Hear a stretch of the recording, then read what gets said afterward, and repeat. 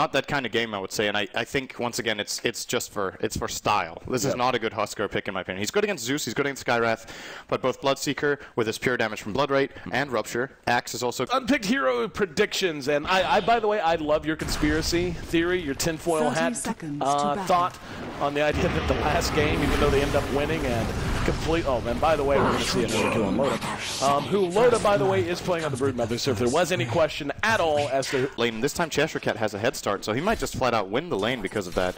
As far as the mid goes, they are definitely going to be pressuring him very nicely. As top lane Mad is going to be brought down. This is. I think she can accomplish it. I really do think you can get 1,000 GPM with that hero. As Bulldog is going to get harassed a lot here. Zeus is there to help, but he is no help at all. Bulldog will definitely be dying here as the Shadow Strike, actually the right click will finish him off. Sun's Light, almost said Sun's Fan. He's not playing that clock, he ain't that good. He's going to blink away. And man, both Alliance and PR are eliminated if you're just tuning in and just playing for basically shits and giggles and the joy of the fans. Yep. Don't know there's a whole lot of joy. I mean, you know, the PR was basically out of this a long time ago. We are going to see the fight play itself out, but yeah, 5-1 as PR piles it on.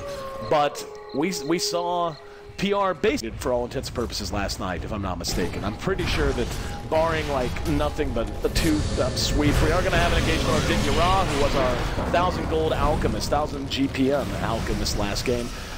And I just can't help but think more about the overall state of things as opposed to the fight. We are going to see King R end up dropping. Here comes J4. He's going to throw out and catch Piecat with Cheshire Cat there to donk him on the nose with his hook. But it's pretty sloppy play all across the board. Picked up a couple of kills, as has the Wyvern. Like you said, not just is he doing that, is Cheshire Cat leading. He's leading like by a lot, 42 to 23 in terms of discrepancy. Now Bulldog caught from behind by the Wyvern. Alkay's going to be there to try to help things out. They will be able to track down Sunlight. Doesn't look like they're going to be able to catch up with the Maiden, though. And King R dealing a fair amount of damage before deciding to tuck under his own tower on his own. There's going to be the Rupture, though, and let's see. Yep, there is the Blood Rite, and King R, beautiful save on himself. Now Cheshire Cat there to try to follow it up. He's going to be, no, he can't drop the cogs. He got silenced. So both teams just turning this top lane into a bit of a bloodbath. There's going to be the hook. And bad hook. Let's see if they can finish it off. They will. Yep. Wow. Wow! And Aki is going to die as well to Sunlight. If you didn't know, you can tell. I don't think they're at least playing the game and there's the Blood Rite. On a show After the Rupture, he will run right outside of it. He's going to try to turn around and fight it out. Jumps on him and trying to get some damage done. He will be saved by the Wyvern, and now Ake trying to fight up. A little bit of lag there. J4 does end up dropping. And Mad now the next of them, and Sonic Wave will finish him off. A double kill for Sunlight, and Sunlight is having quite a good game. It's 6-1 and 2. He'll find it. It's going to be Sunlight. There's the Battle Hunger. Going to try to follow it up. PR's got help on the high ground, though. And Bulldog regretting his decision immediately. A lot of damage was done to Sunlight. Okay, come do what he can. Blood Rite's going to be there. Piecat trying to follow it up. Hit the Rupture as well. On the high ground, we got a kill. That's the Clockwork taking a dip. And Sunlight dips into the Roche Pit, but ends up dropping as well. Now King R's turn as PR gives up a 4-for-1. So they did manage to bring down the big bad dog, but it cost them dearly. Middle tower is under attack. It was one of the SEA teams, I do believe, but I can't remember which one. And Picat's going to get jumped on by Sunlight. Probably just burst down here. But speaking of burst, say goodbye to your Quap as well. Yeah, that's a lot of gold picked up as well. He was in Mineski, that is right. There you go. Thank you, production. Back from the Bloodseeker. Because why not, as they're going to go in on the Skyrat. He's coming in, they get one kill, they might actually get more. Piecat is pretty strong right now, but so is Ditya Ra, just laying into Bulldog, has the armlet. Piecat's even going to turn on his own teammate here. Nice cold embrace as well. Really, King R showcases some pretty solid skill on the Winter Wyvern, to be honest. And Ditya Ra's not done. There's another buyback from a hero that can't deal damage to the Huskar. He's porting in to look at him. And might actually manage. Mistiming on the armlet toggle. That was a valiant effort. Worked out. At least it got a kill. You know, I'm pretty sure Scourge won that one. And that's about the extent of the thought process. C hero, gank hero. Exactly. Piecat wants to gank CM. That's because he saw her. And Bloodlight level 1. All right, she is. She came right close. Yeah, hook shot and Cheshire Cat. But Splinter Blast dealing so much damage because his Blood Raged up and will fall instantly. Ake now getting Wyvern Winter's Cursed and will be killed off by Ake. Bulldog. He's Don't. It took him a minute to. He had to practice. You know, he had to get warmed up, get stretched, and you know that's a big jump. He had to stretch his legs. He didn't want to Colleague Blade an ice block. He wanted to wait for. See at least some of the players, regardless of how they're feeling. At the very least, they're trying to have fun with the emotes and the such. And Grace Guard. Blood right? Nah, no fun. Oh, no, he ain't done yet. I don't know. Yeah, he's also getting out. Oh, maybe not. He's just okay. Just blown to pieces. I think Pycat was Blood Raged up and got Husker ultied. He's just gonna go for it, and he will find it because of the high ground ward. Easy kill, taking some damage though. Yeah, nah. It's a TI-5, cut off at the knees. And if you know anything about them, you can see what's been drafted. A stat rupture on the Sunlight Dota. Blood right, is able to skirt out of it. A lot of damage though on a right click. And up here comes Cheshire Cat. Unable to do much but cut them off from the high ground though. So Alliance happy to take the solo pick off, getting quad.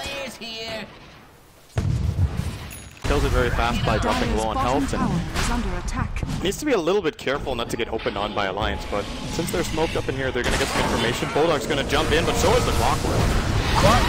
Getting the hook is going to be a Sonic Wave, spin uphill, didn't really accomplish much. I guess it kind of did. Helped secure a couple of kills. Okay, next on the list, he's Downskis. 3-0. This should look at Loda, trying to be cute. Sorry, Loda. Roche says bash, bash, bash. Loda might be able to try to sneak in here, though. They have a sentry, else Roche wouldn't be hitting him. Oh, yeah, good point. Hashtag Dota 2. True sight. Some of the old things in Dota 1 were just stupid. I don't honestly mind. Missed hook. And there's going to be just went straight Jordan on him, trying to catch up with a good toggle. Oh, yes. Now there's Because Bulldog seals the deal. There's going to be a Mystic Flare call down, and that's going to be enough to kill off one. It's 1-for-1 so far. Cheshire Cat exchange for Admiral Bulldog.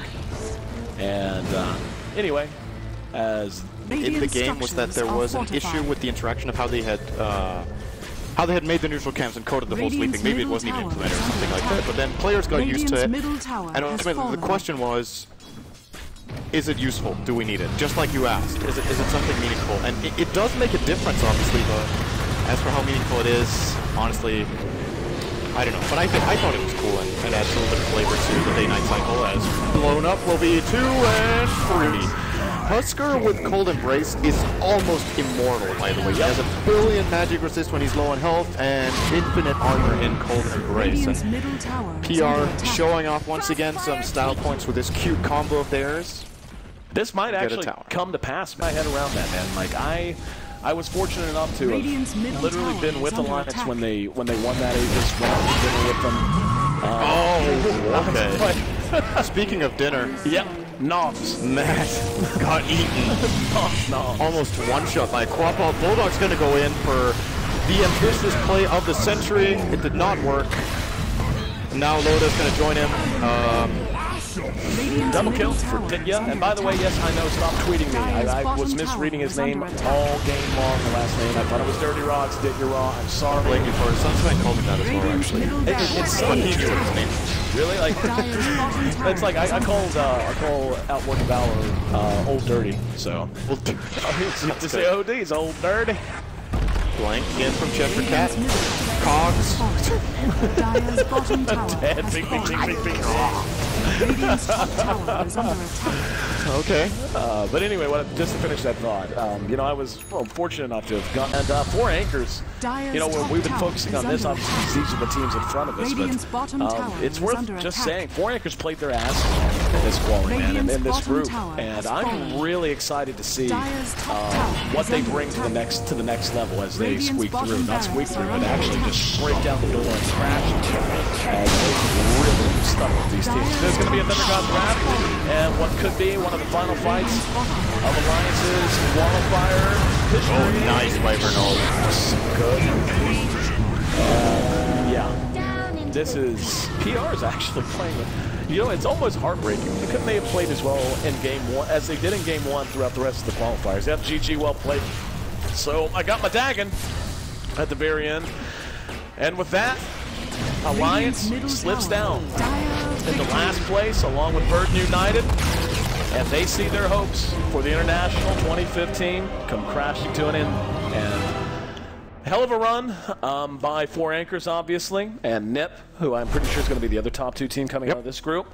So congratulations to them. And